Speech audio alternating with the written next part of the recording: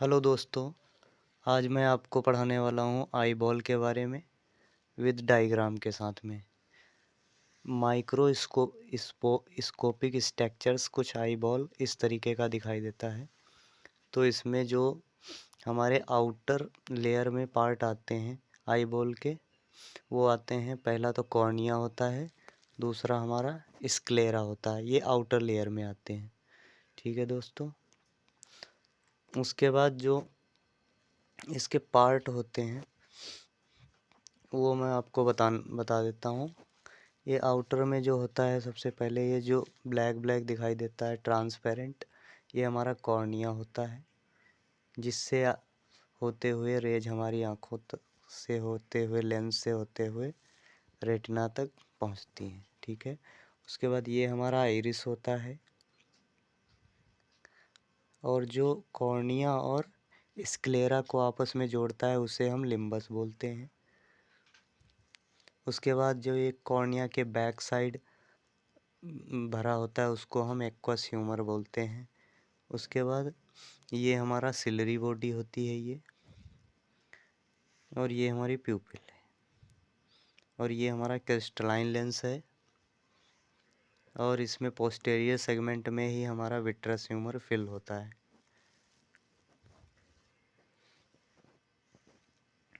और जो crystalline lens और सिलरी बॉडी को आपस में जोड़ता है, जिससे जोड़ के रखता है, उसको हम सस्पेंसरी लिगामेंट बोलते हैं। और ये हमारी कोरोइड है जो मिडिल लेयर में पाई जाती है। ठीक है, उसके बाद ये इनर लेयर में जो होती है हमारी, इसको रेटिना बोलते हैं, रेटिना होती है। और ये हमारा इनर लेयर में ही फोविया होता है।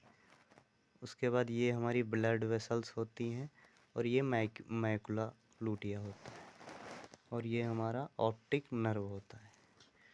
ठीक है दोस्तों, चलिए मैं डिफिनेशन के बारे में आपको बता देता हूँ।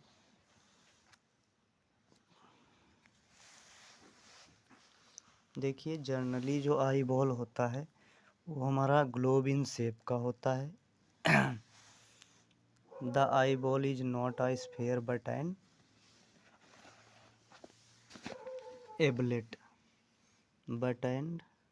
ablet spheroid consisting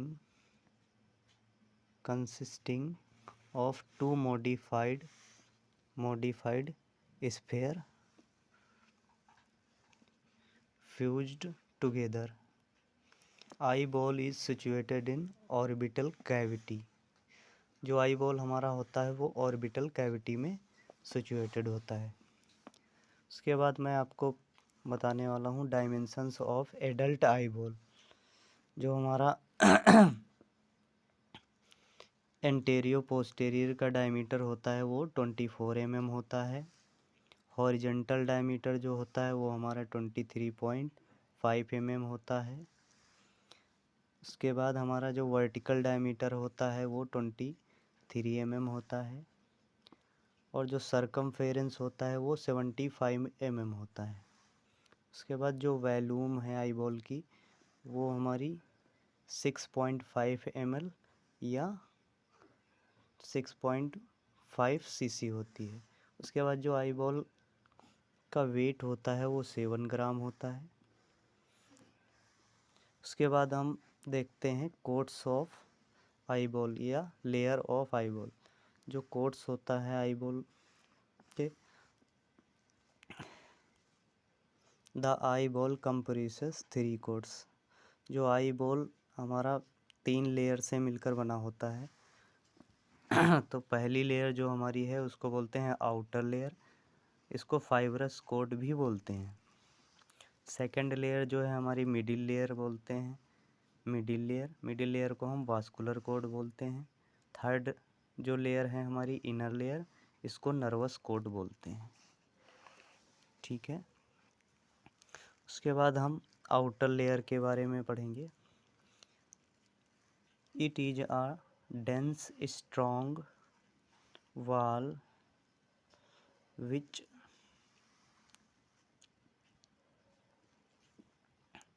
protect the intraocular contents. Anterior 1/6 part of this fibrous coat is transparent is called cornea। यानी कि जो हमारा एंटेरियर में 1/6 पार्ट कॉर्निया का होता है, posterior 5/6 opaque part is called sclera। Cornea is set into the sclera like a watch glass। और बाकी जो पार्ट होता है 5/6 पार्ट वो हमारा स्क्लेरा होता है और ये वॉच लाइक ग्लास की तरह होता है। ठीक है, उसके बाद junction of the cornea and sclera is called limbus. जैसा कि मैंने डायग्राम में भी आपको बताया था कि जो कॉर्निया और स्क्लेरा का जंक्शन होता है उसे ही हम लिम्बस बोलते हैं। So conjunctiva firmly attached at the limbus. इसके बाद आगे बढ़ेंगे हम।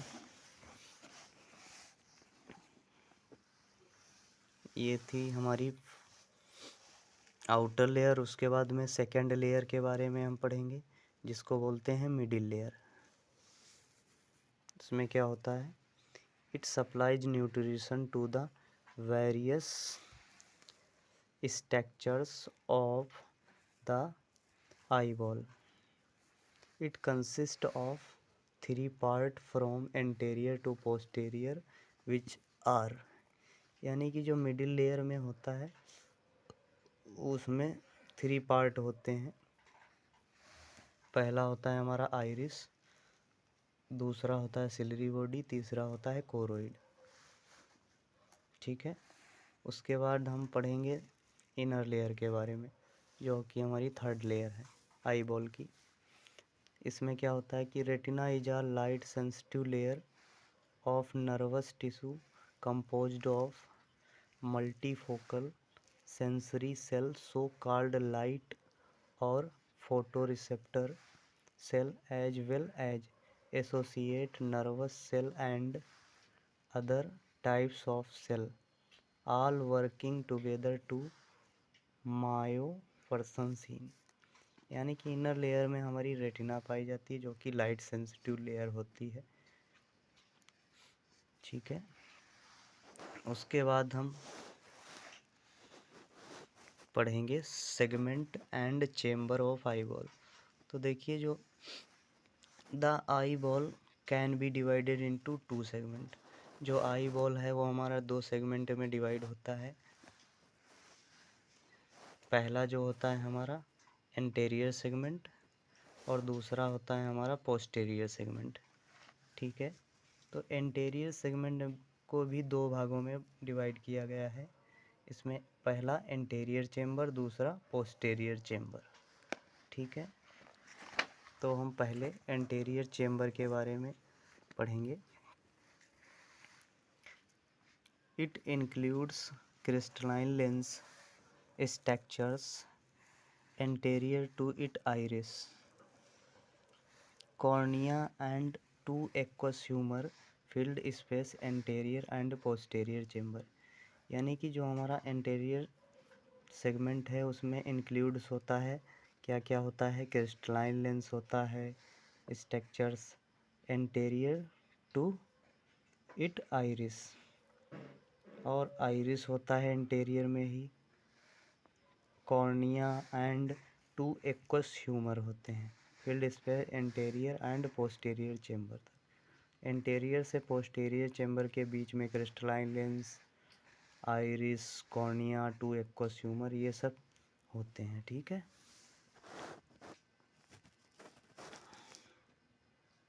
उसके बाद हम पढ़ेंगे इसी में एंटेरियर चेम्बर के बारे में।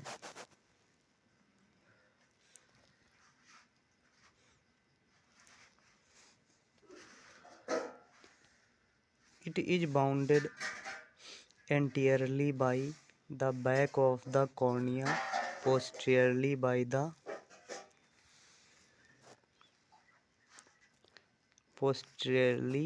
the anterior surface of the iris and part of axillary body।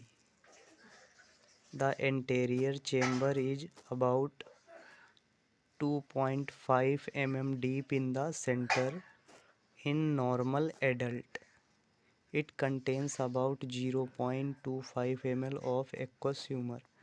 यानी कि जो हमारा एंटीरियर चेम्बर होता है वो it is bounded by anteriorly by the back of the cornea के पीछे होता है, यानी कि बैक कॉर्निया के पीछे का भाग जो होता है उसको ही हम एंटीरियर चेम्बर बोलते हैं। Posteriorly by the anterior surface of the iris, जो कि हमारा एंटीरियरली जो होता है सरफेस में iris and part of the ciliary body पाया जाता है।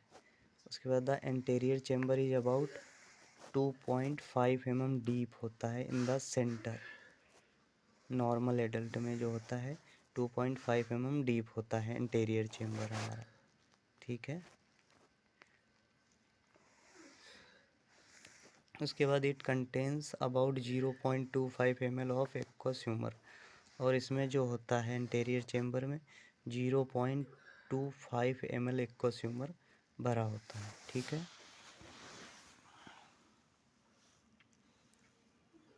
उसके बाद हम पढ़ेंगे पोस्टीरियर चेम्बर के बारे में। It is a triangular space containing 0.06 ml of aqueous humour, और जो पोस्टीरियर चेम्बर में होता है वो 0.06 ml एक्वस ह्यूमर फिल होता है। उसके बाद it is a bounded anteriorly by the posterior surface of the iris and part of the ciliary body, posteriorly by the crystalline lens and its joint and laterally by the ciliary body, ठीक है। उसके बाद हम देखेंगे अपना posterior segment. Posterior segment क्या होता है? It includes the structures posterior to lens, vitreous humour, gel like membrane होता है जो कि विट्रस ह्यूमर। अब ये जो पोस्टीरियर सेगमेंट में हमारा विट्रस ह्यूमर भरा होता है जो कि जेल लाइक मेम्ब्रेन की तरह होता है, which fills the space behind the retina, choroid and optic disc, और इसके बिहाइंड जो होता है retina choroid and optic disc होती है, ठीक है। उसके बाद हम पढ़ेंगे blood supply to the eyeball. तो the blood is supplied by,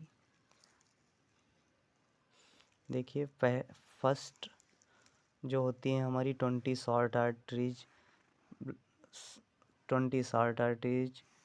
दूसरी 2 लॉन्ग आर्टरीज होती हैं, तीसरी सेंट्रल रेटिनल आर्टरीज, चौथी वेन, पांचवी एंटीरियर सिलरी वेन, और जो छठी है हमारी 4 वर्टेक्स वेन सप्लाई होती है, सातवीं हमारी जो होती है 7 central retinal vein, short ciliary vein.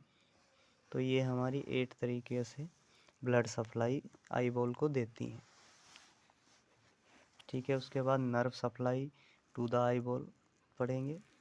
तो फर्स्ट जो है हमारा मोटर नर्व, थर्ड, सेकंड जो है हमारा क्रेनियल नर्व, फोर्थ, थर्ड जो है हमारा क्रेनियल नर्व, सिक्स्थ,